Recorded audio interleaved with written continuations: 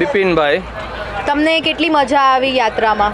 યાત્રામાં ખૂબ જ મજા આવી અને જે સોનુભાઈએ આપણે આખી વ્યવસ્થા કરી છે કે આ આપણે મતલબ આવું કોઈ કરી જ ન શકે કે જેણે જે લોકો યાત્રામાં આવ્યા છે આ જે લોકો એટલા ખુશ છે કે 2 કલાકે ને 2 કલાકે જમવાનું, કોઈ પણ વસ્તુની કમી નહીં અને કોઈ પણ રહેવા કારવાની કોઈ વસ્તુને આ સોનુભાઈનું આવું આપણે સોનુભાઈને બધાએ આશીર્વાદ એવા આપે છે કે વર્ષો સુધી આવું નવું કાર્ય કરતા રહે અને વર્ષો સુધી આવા નવા કાર્યોમાં અમે પણ સહકાર આપતા રહીએ. માતાજીને દયા હોય તો દર વર્ષે અમે આવી એવી અમે માતાજીને પ્રાર્થના કરીએ છીએ.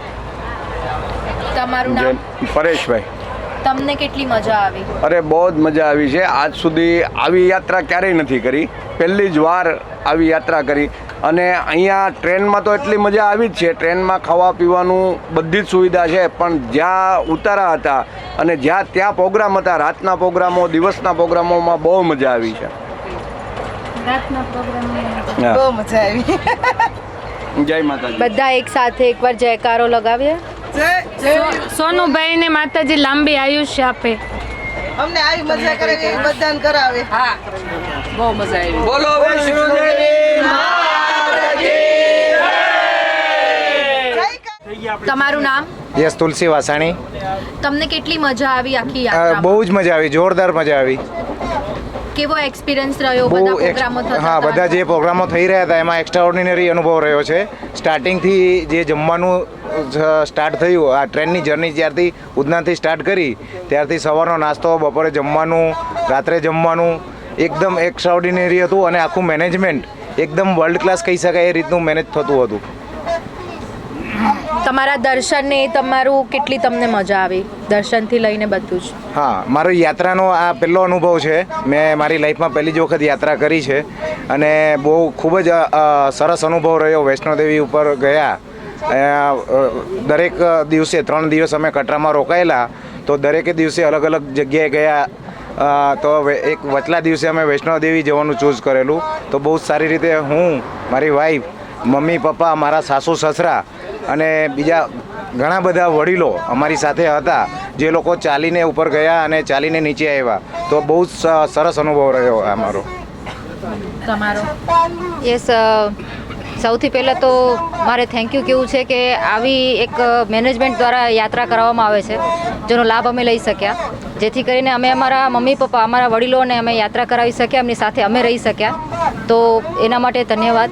અને જમવાની વ્યવસ્થાથી લઈને ખરેખર વાત કરું તો જે આટલા લોકો, લગભગ 1500-1600 જણનું જે મેનેજમેન્ટ છે, જમવાનું, નાસ્તાનું અને જે રીતની વસ્તુઓ એ લોકોએ સર્વ કરી છે એ ખરેખર ખૂબ જ એમ કહી શકાય કે તારીફ કર્યા વગર આપણે રહી ના શકીએ, એટલી સારી રીતે મેનેજ કરી છે. અને ટ્રેનમાં વ્યવસ્થા અહીંયા જોઈએ તો આ રીતે સજાવટ, એક નાની નાની વસ્તુનું એટલું સારી રીતે ધ્યાન રાખ્યું છે. નીચે કાર્પેટ લગાવેલી હોય અને સફાઈવાળા બી આવતા હોય, એન્ટરટેનમેન્ટ માટે બી વ્યવસ્થા હોય.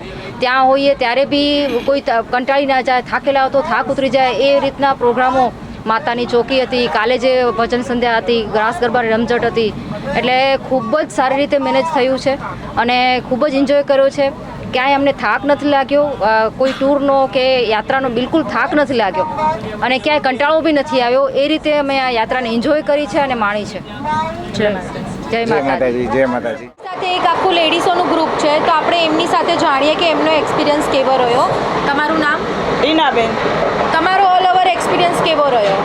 બધું જ સારું હતું. જમવાનું, પછી બધું સાફ સફાઈ, ટ્રેનની સફાઈ સરસ, પછી સ્ટાફ બધો બહુ સરસ, સર્વિસ બધી સરસ, ચોખ્ખાઈની દ્રષ્ટિએ બધું જ સરસ હતું. અમને આમ અનુભવ બહુ સરસ રહ્યો, અમારો એક્સપિરિયન્સ સારો રહ્યો. ક્યાંય તકલીફ નહીં પડી. અમે એકલી લેડીઝ હતી પણ અમને બધાએ બહુ સાચવ્યા. જે કોચ છે, અમારા ડબ્બાના કોચે અમને બહુ સરસ રીતે સાચવ્યા. અમને ક્યાંય અગવડ નથી પડી. જે ડેઈલી રાત્રે બધા પ્રોગ્રામો થતા હતા, રાસ ગરબા, માતાની ચોકી, એમાં તમને કેટલી મજા આવી? એ તમે એન્જોય કર્યો ખરી? અમને ગરબામાં બહુ જ મજા આવી, ફૂલ એન્જોયમેન્ટ કર્યું. જે સ્ટેશન પર અમે જ્યાં સ્ટેશન પર લાઉડ સ્પીકર વાગ્યા ત્યાં અમે ફૂલ એન્જોયમેન્ટ કર્યું. ગરબા લીધા, મજા આવી ગઈ, બહુ મજા આવી, ફૂલ એન્જોયમેન્ટ કર્યું. ફૂલ એન્જોય થાય ને ત્યારે પણ જોઈન્ટ થવાના જ છે બધા.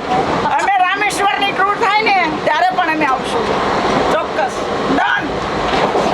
માતાજી બધા એક સાથે